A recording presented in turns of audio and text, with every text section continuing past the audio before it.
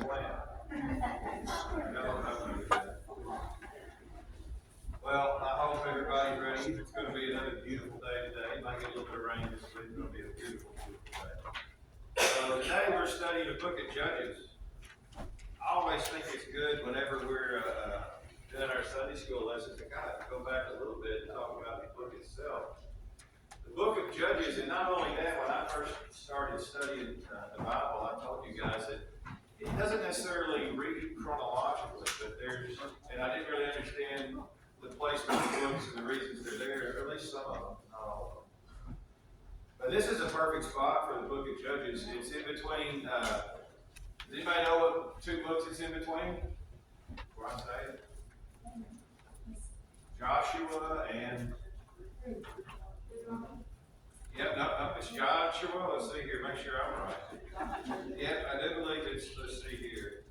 Joshua, because it's the perfect end of that, because Joshua is the Lord bringing the people into the land, and Joshua was a warrior judge, and then he goes into the book of Judges, then he goes to Ruth, and then the next is 1 Samuel. Now, Ruth is a story, the Judges is all about the history right here. And the book of Judges really begins around chapter 3. And the reason I say it really begins around chapter 3 because it's titled Judges. Well, the Lord raises up judges for his people. And it talks about Joshua at the beginning, and in chapter 2, Joshua dies. But then in chapter 3, it begins the Judges, and it starts at Othniel, and then Ehud, and then there is even one, a small one, Shamgar, that only has basically one verse to it. And then Deborah is the fourth one mentioned in the book. Now, the book of Judges has meaning there. And who was king during the time of the book of Judges? What's that? They didn't have one, because what was God's intention? God was king and then follow him. That's right. He wanted to be, and think about this. Remember, God's will is different than everybody else's. God's will is different from the world. The world always wants to have a king to rule over them. I mean, look at every country that's out there. It has this one supreme leader, whether it be a president or whatever. God didn't want that for Israel. He wanted them to only have him, for him to be their king. And that's at odds with the world. That's how the Lord is. Now, the book of Judges has some meaning, and it has a really good summary of the book of Judges. And this is in general. It's not necessarily talking of the different judges. But if you look at Judges chapter 2, verses 8 through 5, it says here, and Joshua, the son of Nun, the servant of the Lord, died, being 110 years old. And they buried him in the border of his inheritance in Timnath-Heres, in the mount of Ephraim, on the north side of Gaish. And also all that generation were gathered unto their fathers, and there arose another generation after them, which knew not the Lord, nor yet the works which he had done for Israel. And the children of Israel did evil in the sight of the Lord, and served Baal. And they forsook the Lord, God of their fathers, which brought them out of the land of Egypt, and followed other gods of the people that were round about them, and bowed themselves unto them, and provoked the Lord to anger. And they forsook the Lord, and served Baal and Ashtaroth. And the anger of the Lord was hot against Israel, and he delivered them into the hands of the spoilers, and spoiled them, and he sold them into the hands of their enemies round about, so that they could not any longer stand before their enemies. Whithersoever they went out, the hand of the Lord was against them for evil, as the Lord had said, and as the Lord had sworn unto them, and they were greatly distressed. So, it's the same thing we talked about, and I think it was in VBS. Joseph went into Egypt. His brothers sold him into slavery, and he went into Egypt. Jacob, his father, came to him because the great famine, and Joseph showed himself to his brothers and said to bring him, and the Lord presented himself to Jacob and told him to go. And when they went to Egypt, they were completely blessed. They lived in the land of Goshen, which was probably the best spot to live, other than maybe the Nile Delta area. It was a beautifully area. It was lush. It had everything they needed. And they lived in Goshen, and they multiplied and multiplied and multiplied until what happened? It says of Pharaoh, they did not know Joseph. So even looking And it says right here, and also all that generation were gathered unto their fathers. So what it says here in verse 10 is that not only did Joshua die, but all that generation that knew Joshua and knew of the conquest that the Lord had given the people through Joshua, they all died. And what happens when those things, when all of the generation that knew what was going on dies? All that knowledge is forgotten. And so with that, once the next generation come up, it said, and there arose another generation after them, which knew not the Lord, nor yet the works which he had done for Israel. We are so fickle as people. It's not just Americans, it's everybody across the globe. You can only see past the end of your nose. That's about it. Even though it was written down, even though they had the verbal history as well, even though they had all that, they forgot it, moved on, and wanted to be like all the other people around them. And here's what the Lord said: if they do that, He would let them fail. And so what happened is the people of Israel did evil in the sight of the Lord. They forgot the Lord their God and served the Baals and Ashtaroth. Therefore the anger of the Lord was kindled against them, and He sold them into the hand of Cushan Rishathaim, king of Mesopotamia, and the people of Israel served Cushan Rishathaim 8 years. This is still in the book of Judges in chapter 3. And then the Lord brought the prophet Othniel, because he heard the people after 8 years crying to him. And then Othniel defeated the king, and the land had 40 years of rest. It was at peace. And as long as Othniel was alive, then the people did good. Then the next prophet is Ehud, and the people of Israel again did what was evil in the sight of the Lord. And the Lord strengthened Eglon, the king of Moab, against Israel, because they had done what was evil in the sight of the Lord. He gathered to himself the Ammonites and the Amalekite, and went and defeated Israel, and they took possession of the city of palms, and the people of Israel served Eglon, the king of Moab, 18 years. And the Lord sent Ehud, and Ehud went down there and defeated the king of Eglon. And after he defeated the king of Eglon, this land had rest for 80 years at peace. And then what happened?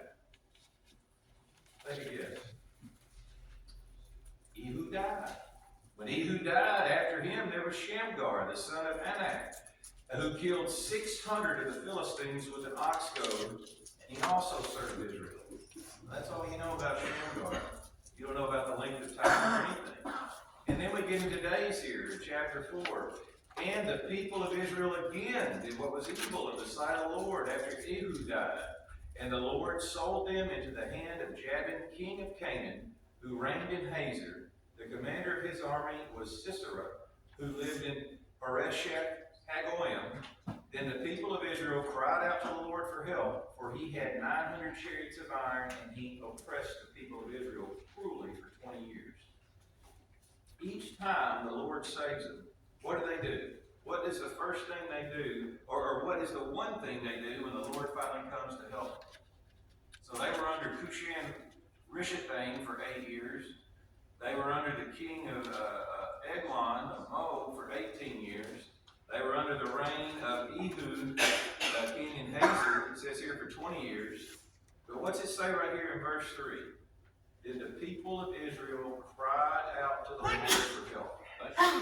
Cried out to the Lord. So each one of those times when the Lord sent a judge is because the people were doing evil in His sight. And when they did evil, they finally cried out. And when they cried out, the Lord sent a Savior. He came in the form of a judge. And then when that judge was there, the people followed that judge. But what happened as soon as that judge died? Right back into what they were doing before. And then the Lord let them be overtaken. And here's what's interesting about this. This is the whole book of Judges, pretty much.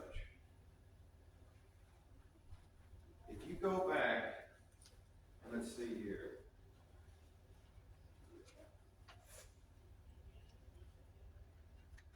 I'll come to that. But the Lord told them this in Deuteronomy. The Lord told them this through Moses. If you do what I say, you'll be all right.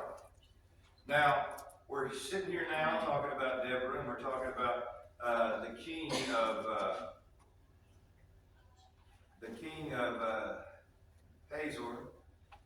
this is not the first time that the kingdom of Hazor is brought up. The kingdom of Hazor is actually brought up in, let's see here, in Joshua. Joshua in chapter 11, it says, defeated King Jabin and burned the city to the ground. Now, what we're going to find out about this was that Deborah and Barak defeated Sisera, and he was Hazor, king's commander, and he destroyed the whole city. Now, what's interesting about this is that the city of Hazor still exists. It's an archaeological site. The city of Hazor has been found. It is now called the city of Tel El-Kadai. It is an archaeological site and is no longer inhabited. The archaeological site there attests to several violent destructions by fire. 3 of them. One in 1400 BC, one in 1300 BC, and one in 1230 BC. What is so interesting about this is, if people ever wonder if the Bible is historical, when the archaeologists went back and looked at this, Joshua's conquest, when he defeated the king of Hazor, anybody know when that happened? 1400 BC. He destroyed the city with fire. And then Deborah, her conquest with Barak against Sisera, anybody know when that occurred? 1230 BC. So it's just interesting when you go back and look at this archaeological site. They've been able to go back, and I'm sure through whatever it means, carbon dating or whatever, we're actually able to give dates, and these 2 dates coincide perfectly with what the Bible tells us about Joshua's conquest and also Deborah's conquest. I just thought that was interesting. Now, one thing that this also tells us in the book of Judges is that every time that the people finally turned their head to the Lord and looked to him, he helped them and saved them. For some reason, before Othniel came, they had to wait 8 years. And then for some reason, before the Lord sent Ehud, they bore it for 18 years. And then for some reason, before the Lord sent Deborah, they bore them for 20 years. And the reason I say that is why? Every time they cried out in these 3 circumstances right here, the Lord came and saved them. The Lord will forgive sin. He will always forgive sin. The Lord does not necessarily forgive the consequences of sin. You still have to deal with that. But what is so interesting here is they didn't have to wait that long. 8 years, 18 years, 20 years. At any time, they could have cried out to the Lord and he would come and save them. But for some reason, they did not. We need to be mindful of that ourselves. So now into verse 4, now Deborah, a prophetess, the wife of Lapidoth, was judging Israel at that time. She used to sit under the palm of Deborah between Ramah and Bethel in the hill country of Ephraim, and the people of Israel came up to her for judgment.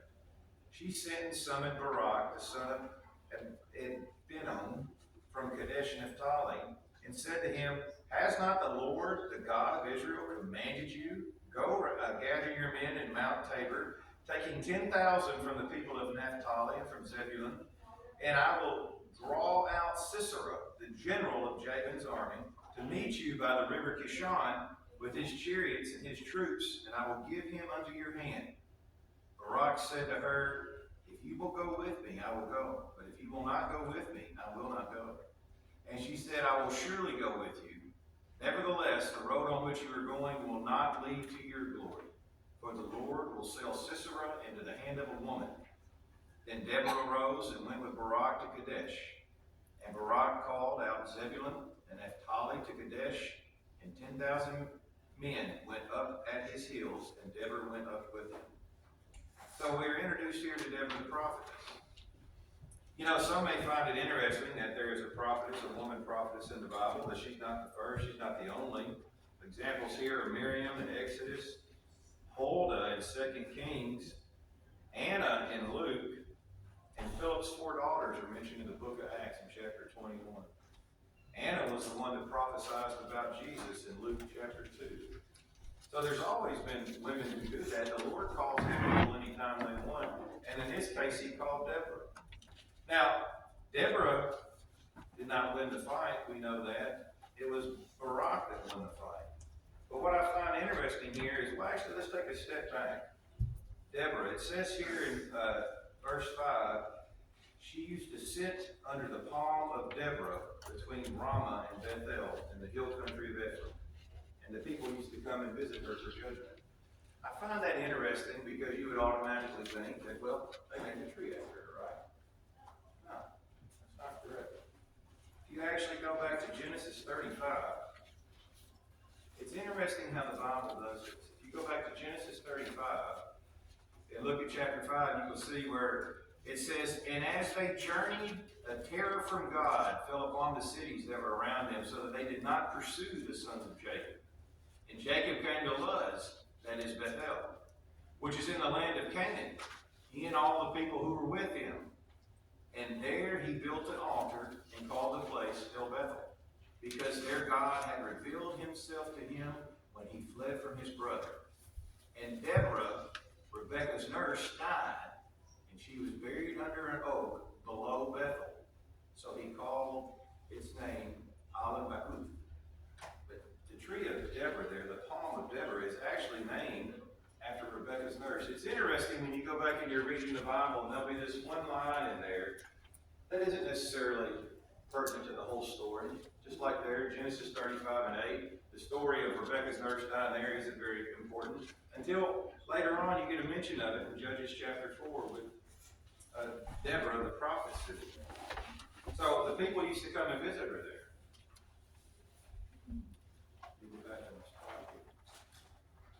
And she would judge them and ask things. But what I find the most interesting of this is she sent and summoned for Barak, the son of Abinadab, from Kadesh Naphtali, and said to him, has not the Lord, the God Israel, commanded you, go gather your men at Mount Tabor, taking 10,000? So, did the Lord in that way reveal to her something that Barak didn't know? Think about it, it doesn't really sound that way, does it? She's asked him, did not the Lord command you? So it's almost one of these things where the Lord had already spoken to Barak and already told Barak to go and do something, and he hadn't done it yet. And if you keep reading there, maybe there's a reason why he didn't do it. It sounds like he may have had doubt. And it goes on into verse 7, because this is the Lord speaking through Deborah, and I will draw out Sisera, the general of Jabin's army, and meet you by the river Kishon with his chariots and his troops, and I will give him into your hand. And what did Barak say to her? If you will go with me, I will go. But if you will not go with me, I will not go. So the Lord had already reached out to Barak and told him, go on, get it.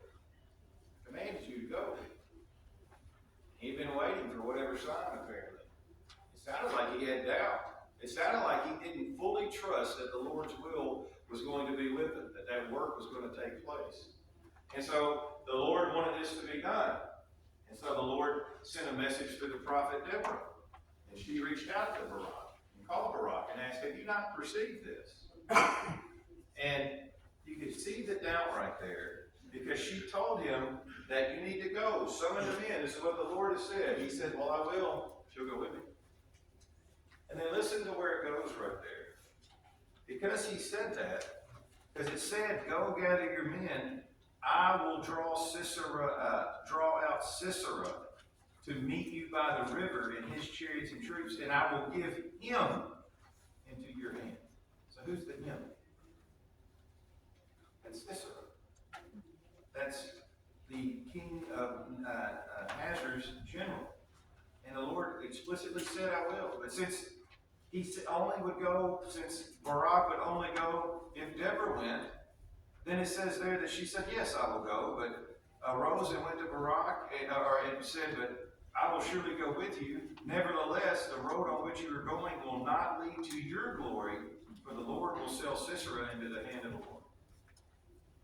Now, it is interesting there that you would think that that would be Deborah. As we read further on, it is not. But it's interesting where he sent them. This is 10,000 men against 900 chariots. Now, that may not sound like much to us, but chariots in these days, think of them like a tank. Okay? What's a tank going to do against 100 guys? Now remember, it ain't like today where we got shoulder missile, blah, blah, blah, blah, blah. They had sticks, had rocks, some of them had swords.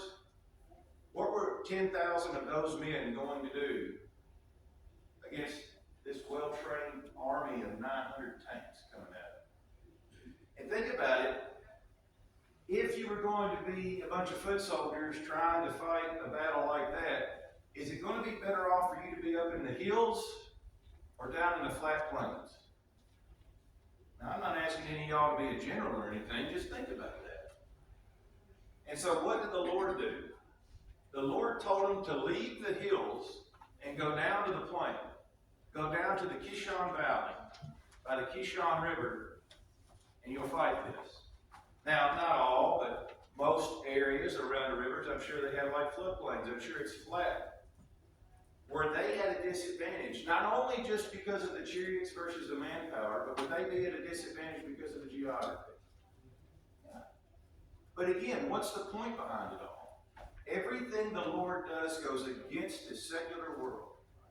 Everything he does. So if the Lord wanted man to be able to boast about it, he'd have let them stay up in the hills and maybe they could have said they did something. But no, he put them in the worst spot possible. Now, all this tells us is that they're going down to the Kishon River.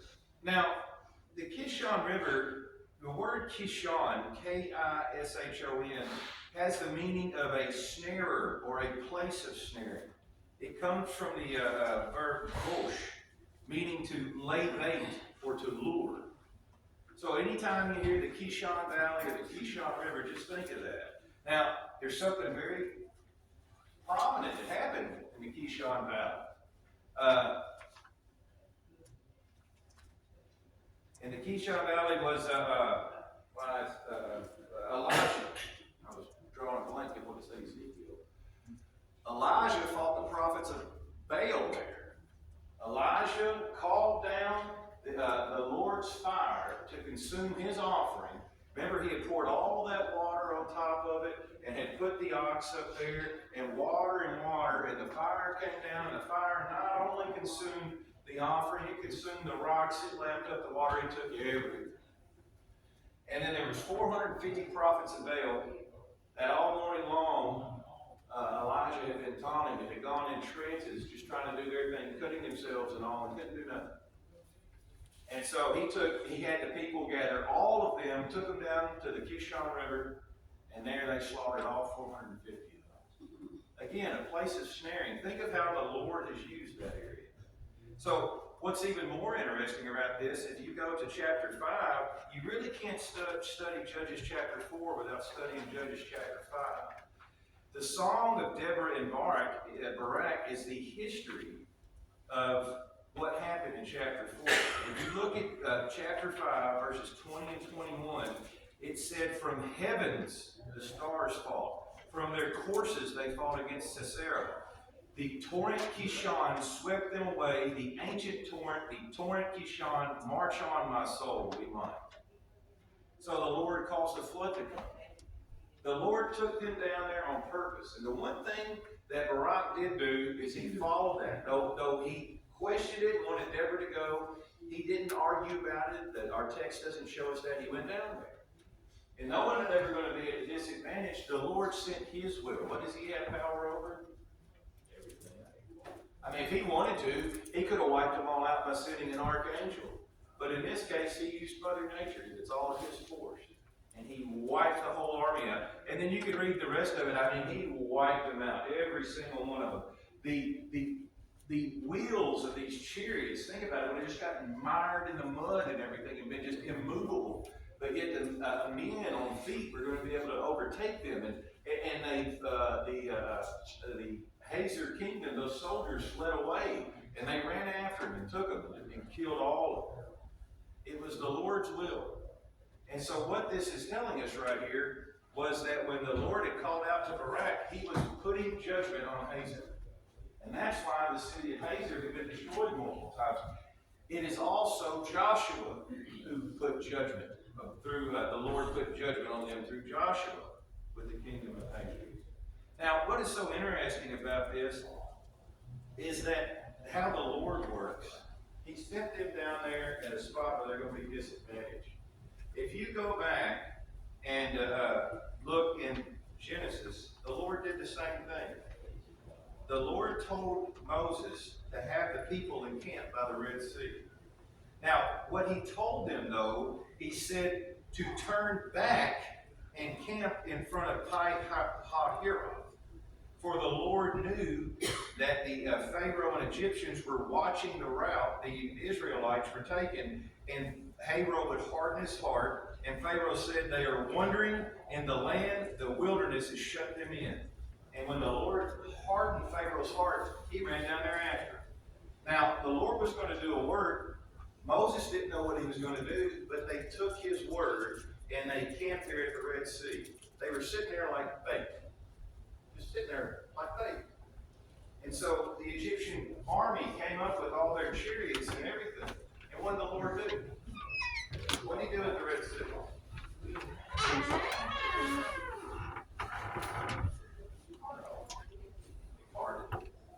He parted the Red Sea. Now the thing that's so amazing is that when he parted the Red Sea, it said that the Israelites walked across on dry ground. And they all made it across.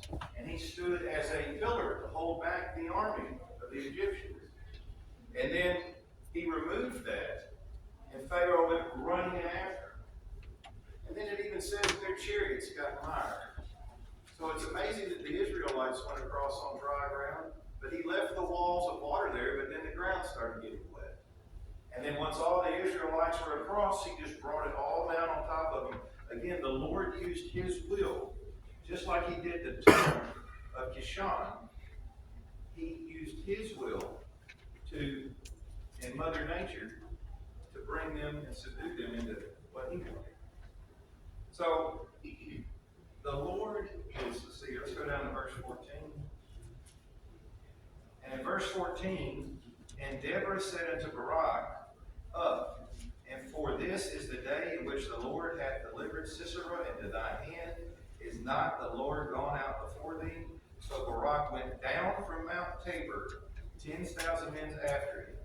And we know what happened there at the river. Now, in Deuteronomy, the Lord commanded the Israelites to heed his word. You go all the way back to Deuteronomy 9. Deuteronomy 9 says here, hear, O Israel, you are to cross over the Jordan today to go in to dispossess nations greater and mightier than you, cities great and fortified up to heaven, a people great and tall, the sons of Anakim, whom you know and whom you have heard and said, who can stand before the sons of Anakim? Know therefore today that he who goes over before you as a consuming fire is the Lord your God. He will destroy them and subdue them before you. So you shall drive them out and take and make them perish quickly, as the Lord has punished you. Listen to how that goes. The Lord, he who goes over before you as a consuming fire is the Lord your God. He, God will destroy them and subdue them for you. And then they still have a test though. So you shall drive them out. And that's exactly what happened here. That's exactly what we learn of. Is that these chariots went down, they came before them, they got mired in the river, the flood came. That was the Lord overtaking them, the Lord defeating that army. But then they had a job to do. Just as it says right here in Deuteronomy 9, you shall drive them out. And then that's what they did. After that, those 10,000 soldiers drove them out, killing them along the way. There was many, many cities right here. In fact, if you go back and read Joshua, you can talk about the final conquest of what happened here. It was not the same in this case, but they beat them all out along the way. And then, of course, the sad thing was, is they had rest for 40 years, and what happened? They went right back to doing evil in the sight of the Lord after all. What's interesting is, my book here, I got all the cheater notes. I'll end on this. It says here that the book of Judges is one of the most graphic and depressing books of the Bible. It shows a vicious cycle of sin and rebellion. And by the end of the book, things have descended into complete anarchy. The Judges also shows us the faithfulness of God. Despite the sinfulness of his people and the consequences of that sin, time and time again, God is willing to step in to rescue the Israelites. They cry out to the Lord in their oppression, and he raises up a judge to rescue them. These judges have a variety of personalities and character issues. Some are upstanding, others are morally corrupt, others are afraid, some are foolish. But God works with each of them, showing his compassion, his faithfulness, and his willingness to rescue his people no matter the circumstances. That's really what you can take from the book of Judges. Is yes, they falter every time, but what is so wonderful about God is every time again they call to him. The same thing for us. We falter.